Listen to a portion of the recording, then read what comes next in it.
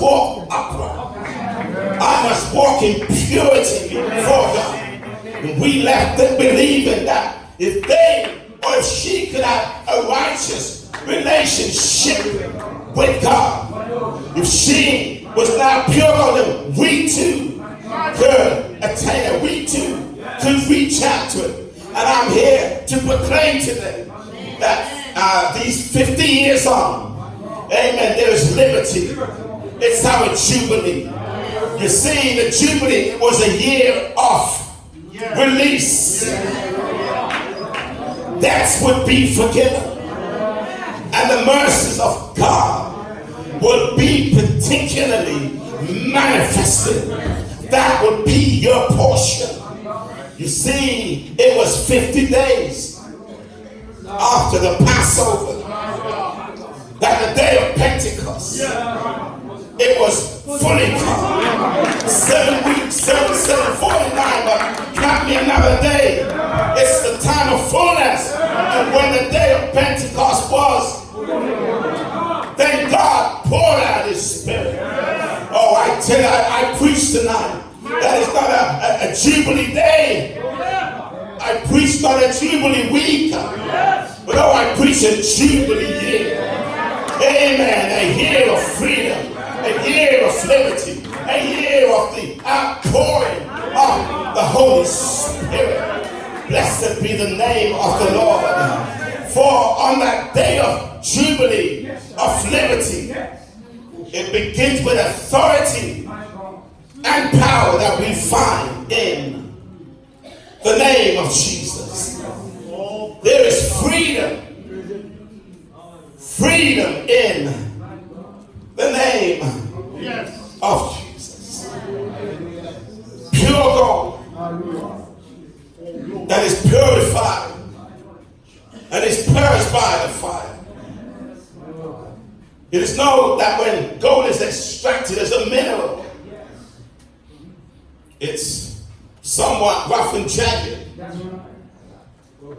Someone has said that true gold is produced and it is not seen until it goes through the process of that fire. See that rugged nugget of gold there? After it has gone through the fire, when all the impurities and the sodium and the carbon are removed from it, it is 90% gold. And what man does, they have a refinery process.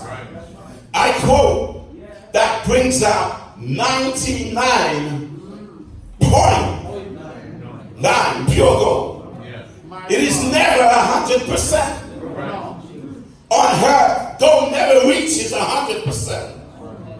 But in heaven, there is nothing more than 100% purity. You see, man at his best can never produce purity, for all have fallen short. Only God is perfect. Only God is pure. And only Deuteronomy 32:2-3-5. I will publish the name of the Lord. Ascribe ye greatness unto our God. He is the rock. His works is perfect. Lord, his ways are judgment. He's 100% purity. He's a God of truth. He's 100% truth. And without iniquity. Just and upright is it. Oh, that gold, when it's extracted from the earth, it removes all the contamination from the mines or the riverbed from which it is extracted. And you and I know that when the Lord comes into our lives, and as it were, we are pulled out of the world. We look good because we shine. But you don't get that pure gold until you go through the fiery process, where it removes some of that those contamination, those oxide, which really is the residue of where we come from or what we are coming out of. I don't want to go too much down the road, but sometimes there is some family contamination that he wants to burn away and purge. Sometimes there are some cultural things that God said you don't need that if you're going to be pure gold. And so he wants to burn. So I thank you, my brother, for reminding us that God's church is a universal church. God's church is one no matter what continent you come from. And as God brings us from all different backgrounds, amen, as he brings us from different countries and different culture, he purges us. Amen, so that we become pure gold. Pardon my ignorance, but I came to England when I was a young boy. So I thought all Jamaicans were Jamaicans. Till I hear about parish and people from different parish. And oh, this one don't do it like this and this one don't do it like that. So God's going to purge us. Get rid of all that extra stuff that we don't need. Oh, I tell you, we can have good church at 90%. But God wants to make us pure gold. We have a number, maybe about 10 or 15 different Spanish speakers in our church. And I remember these Spanish speaking sisters. Oh, in church, they worship. I mean, they were in the heavens. Oh, my God. As far as I was concerned, they're pure gold. But I was in the meeting in the office. There's a little contention among them. And I soon found out that the Colombians didn't like the Ecuadorians. I thought all South Americans loved each other. And on and on. And then the temperature rose up in the meeting. And this beautiful, pure gold sister, I thought, she don't, no, pastor, they're liars, they're all liars. Thank God for the fire. The fire is going to purge us. Amen. And make us into pure gold, removing all the impurities. See, gold is purified by the fire. It is not destroyed. 1 Peter 1 and verse 7 said that the trial of your faith be much precious than of gold that perish, though it be tried with fire. I bring to your attention this theme, pure gold, that God is going to bring out the pure gold when we are tried by the fire. Sometimes it looks like the fire is going to destroy us.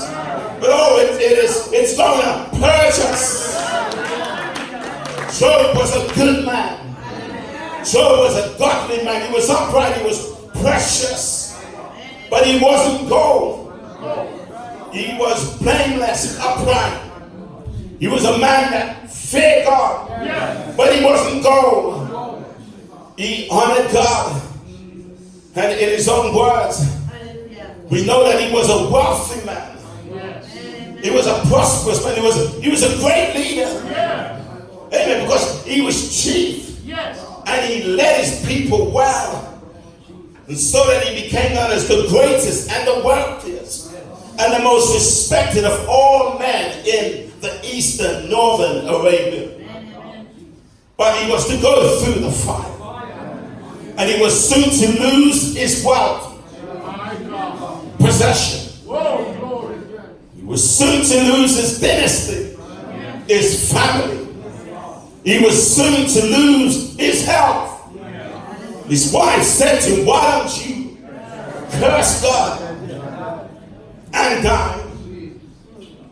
We read that after he had lost everything, God allowed him to go through the fire.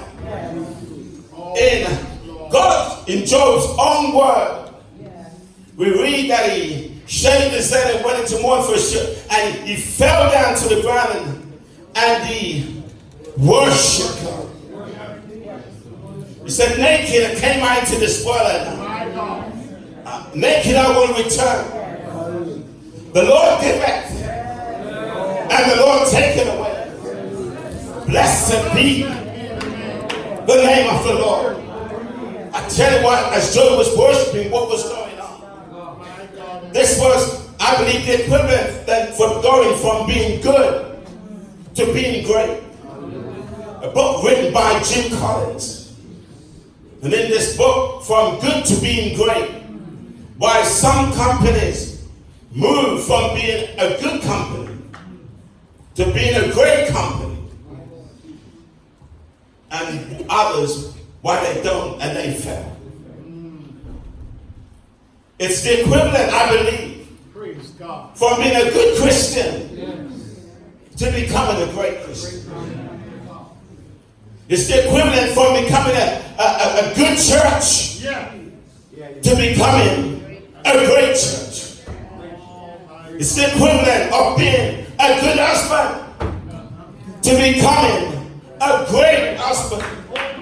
It's the equivalent of being not just a good pastor, but also to be a great pastor. Is there any pastor in the house wanting to be pure gold pastor? Is there any saint in the house saying, I want to be a pure gold child of God? You see, this is what pure gold worship looks like. After he had lost everything, he went and he worshiped. I tell you, that's what pure gold worship looked like. Because after you've been through the fire, it purges you. We may think we're good as it were, but God wants to perfect us. We had a recent crusade, end of the month, end of July. And Evangelist Zachary Adatola comes in. Dear friend of ours, and my founding pastor, Reverend James Dallas, and he preaches. There's a lady in a wheelchair. And from time to time, Ilda maybe would get out a little bit, but start her a little bit. Shut her up a little bit. Oh, this time, Evangelist Zachary said, get up. She stood up. And he said, walk, and she walked. And then he said to her, run, and she ran.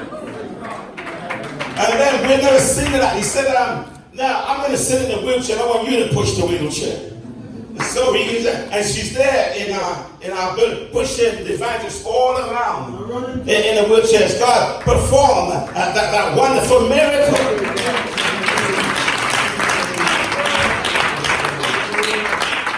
But I want to tell you a little bit about the fire. And for it, I call it Favor's Legacy. If you were to go to Heathrow today, you get a trolley, you will see a little card written on the trolley, do not put children on the trolley. Right. What had happened, Evangelist Zachary was ministering in France, and he sent his wife and his children ahead. 2 or 5 elders went to Heathrow to meet them. They helped them with their luggage, put it on a trolley. Like many others, Favor was sitting on top of the trolley. As they wheeled that trolley across the road onto the pavement, the wheel buckled and it hit the curb. Favor fell off. And post-mortem showed that she had 2 fractures in her skull. The first fracture was the one when she fell and she hit the curb. And then a taxi that was going by hit her again. And my elders, they called me. Said, we're on our way to the hospital. And it doesn't look good. And I thought to myself, well, we've got this great evangelist, Zachary Adatola. This is going to be a great miracle beginning for the crusade. That was my first thought. Got to the hospital, and eventually the next day she was in a coma, and medical bill was just climbing up. They didn't have any insurance, the bill was just climbing up. And I'll never forget being in that room in somewhere in the basement of that hospital. And thinking, all right, we've got to find some money to pay for these bills. And then the surgeon came and told Pastor that we've got to make a decision about a mission. And I'm thinking, this can't be happening. Yes, we're just about days away from our miracle healing deliverance crusade. And then Zachary made that decision. He said, I'm going to leave her in the hand of God. Yes. And then we got the news that she passed. And I'm thinking, she can't pass. And then we were looking at each other, and somehow I said these words. I said, I think I know where I joke from. Because one child. We've been through this fiery trial. But my Bible tells me that Job lost all his children. 7 sons and 3 daughters. We turned to the evangelist and we said, well, I was expecting him to cancel. He said, no, we will have the crusade. I'll never forget that crusade. Oh my God. Because having been through the fire, we went in. And whether there was miracle or no miracle, we were there to worship God.